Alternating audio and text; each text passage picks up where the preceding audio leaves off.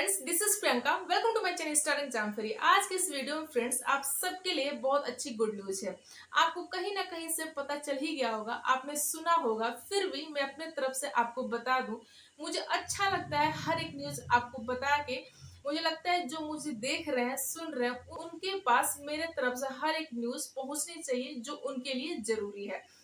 तो सबसे पहले बात करते हैं उन एस्पिरेंट का जो टीआरई 4 के लिए एलिजिबल है और वैकेंसी का वेट कर रहे हैं। तो आप सबकी वैकेंसी की डेट अनाउंस कर दी गई है। साथ ही साथ वो एस्पिरेंट, वो कैंडिडेट जो एसटेट एग्जाम दिए थे, उनकी भी रिजल्ट डेट अनाउंस हो गई है। आयोग की तरफ से एक बहुत इंपॉर्टेंट नोटिस जारी की गई है जो आप सबके लिए बहुत इंपॉर्टेंट है। तो एक एक करके सारे इंपॉर्टेंट नोटिस पे बात करेंगे जो आपके लिए और आपके एग्जाम के पॉइंट ऑफ व्यू से बहुत इंपॉर्टेंट है। सबसे पहले बात करते हैं कि एसटेट का रिजल्ट कब आउट होगा। तो सबसे पहले आप ये बात जान लें कि एसटेट का जो रिजल्ट है वो 7 नवंबर तक आउट हो जाएगा।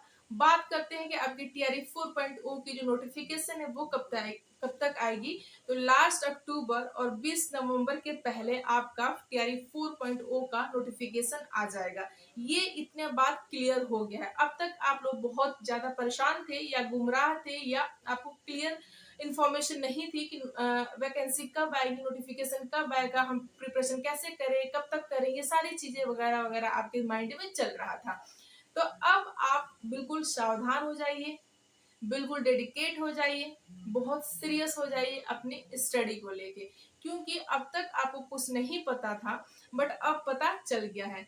अब तक ये था कि वैकेंसी कब आएगी, नहीं आएगी या क्या होगा, बहुत सारी चीजें थी, लेकिन अब तो क्लियर हो गया कि आपकी वैकेंसी जो 100% आ रही है और 20 नवंबर के पहले आ रही है। तो सबसे पहले तो आप अपने स्टडी को लेकर बहुत सीरियस हो जाइए, ये तो बहुत मेन इंपॉर्टेंट बात है। अब बात करते हैं कि नेक्स्ट एस्टेट कब होगा। ठीक है, पहला फेज तो हो गया जो उसका रिजल्ट 7 सितंबर को आ जाएगा। जो दूसरा एस्टेट का एग्जाम है उसकी भी नोटिस जारी कर दी गई है। उसका जो एग्जाम है लास्ट अक्टूबर और नवंबर के फर्स्ट वीक के पहले उसका एग्जाम करा लिया जाएगा। ये एग्जाम का नोटिस है। अब उसकी फॉर्म की जो नोटिफिकेशन है, फॉर्म कब से भरना स्टार्ट होगा वो हो जाएगा, कभी भी हो जाएगा, लेकिन आपका एग्जाम है वो नवंबर के फर्स्ट वीक से पहले हो जाएगा। तो ऐसा हो सकता है, जहां तक मुझे मेरा अनुमान पर्सनली ऐसा लग रहा है कि अगर स्टेट सेकेंड वाला नवंबर के फर्स्ट वीक से पहले हो जाता है तो शायद सेकेंड स्टेट वाले भी टीआरई 4 में एलिजिबल होंगे। क्योंकि अगर फर्स्ट वीक तक हो जाता है तो 10 दिन के अंदर ये सारे जल्दी जल्दी करके आपका रिजल्ट आ जाएगा, फिर आप भी उसमें अप्लाई कर सकते हैं। ठीक है, ये मुझे ऐसा पर्सनल मेरा अनुमान है।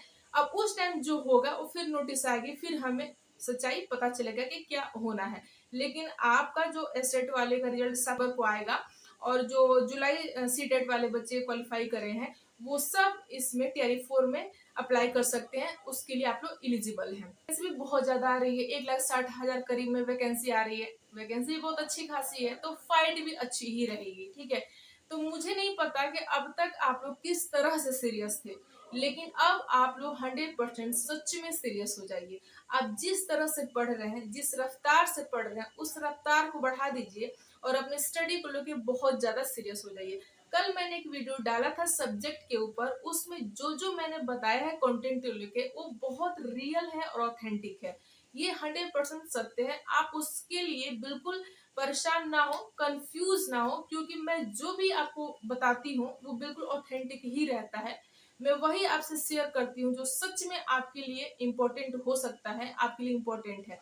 क्योंकि मुझे कोई शौक नहीं है कि आपको मैं बिल्कुल फालतू में भटकाऊं, और बिल्कुल आप, क्योंकि आप एस्पिरेंट हैं और 100% मैं जानती हूँ कि एस्पिरेंट के लिए पढ़ाई और रियल तरीके से पढ़ाई कितना ज्यादा इम्पोर्टेंट है, बहुत ज्यादा इम्पोर्टेंट है। मैं उसको अपने आप से फील करती हूँ और खुद पे लेके देखती हूँ, तो चीजें मैं आपको प्रोवाइड करती हूँ। ठीक है, तो आप उसके लिए बिल्कुल टेंशन मत लेना कि जो मैं प्रोवाइड कर रही हूँ या बता रही हूँ वो फेक, बिल्कुल फेक नहीं है, बिल्कुल रियल है। लेकिन मैं सिर्फ आपको बताऊंगी, फॉलो आपको करना है और आपको ही याद करना है, आपको ही पढ़ना है, टाइम भी आपको ही देना है, तो सब कुछ आपको ही करना है। तो अपने हिसाब से अपनी टाइमिंग को सेट करिए और चीजों को पढ़िए।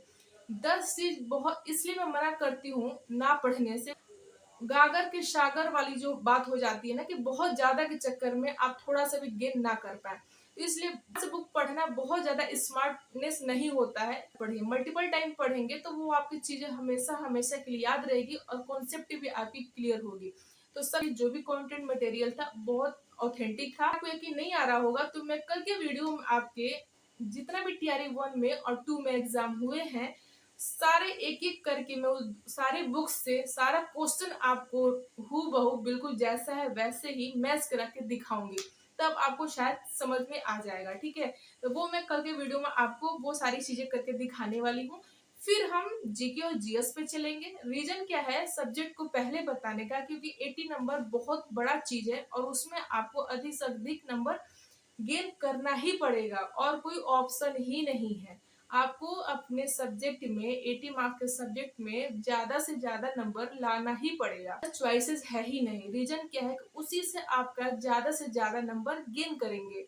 बात करते हैं जीके और जीएस की, तो उसको भी लाइटली नहीं लेना है, क्योंकि डे वन से मैं बोलते आ रही हूँ कि मेरिट उसी से तैयार होगा, क्योंकि उसी में मोस्टली बच्चे कम ज्यादा नंबर गेन करते हैं। सब्जेक्ट में हर बच्चा एक एवरेज मार्क पाता है और वो अच्छा स्कोर कर ले जाता है। तो जीके जीएस को भी लाइटली नहीं लेना है, लेकिन पहले हम 80 नंबर पे बात करते हैं, स्टेप बाय स्टेप चलते हैं और आपके जीके और जीएस पे बात करते हैं कि जीके जीएस को कैसे पढ़नी है, अपने टारगेट को कैसे सेट करना है। ऐसे भी मैंने बहुत कुछ पहले के वीडियो में बताया हुआ है, लेकिन अब से जब से नोटिफिकेशन आया तब से एक एक चीज को लेकर बहुत सीरियस है और हमारी स्ट्रेटेजी भी सीरियस होनी चाहिए। आ गया है तो हर चीज बिल्कुल क्लियर कॉन्सेप्ट और बिल्कुल ऑथेंटिक होनी चाहिए। ठीक है, तो ये सारी चीजों के बारे में स्टेप बाय स्टेप करके बात करते हैं। पहले सब्जेक्ट कवर कर लेते हैं, फिर हम जीके जीएस पे चलते हैं। लैंग्वेज के लिए भी मैं आपको इतना कंटेंट प्रोवाइड कर दूंगी कि आप उसको बिना पढ़े भी पास हो जाएंगे, तो आपको चिंता करने की जरूरत नहीं है।